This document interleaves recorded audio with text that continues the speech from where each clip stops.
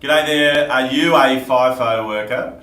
Well, I just want to talk today about the FIFO trap. And most FIFO workers go there for the money and they go there with a plan. They're like, you know what, I'm going to sacrifice my quality of life. I'm going to go and be on some remote site for weeks at a time and I'm not going to see my loved ones.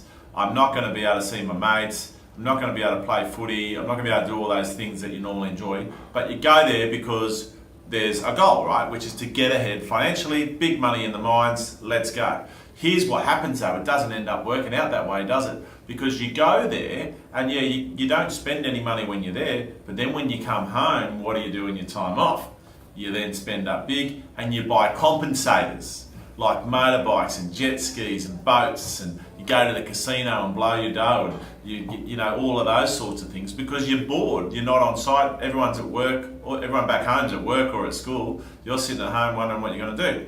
So this is a big trap that people get in. And then you get high on the drug that is that higher income and you don't want to quit because you don't want to come back to the city and earn a small amount of money again. So what do? You get in the FIFO trap, right?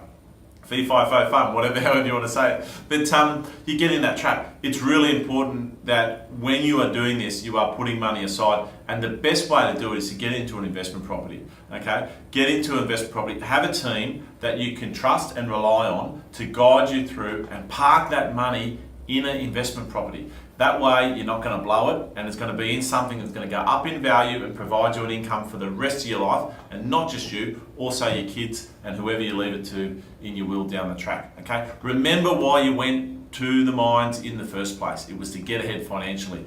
If you're not getting ahead, it's probably because you're not doing the right things with it. Now, people prioritize their money spending based on whatever knowledge they have.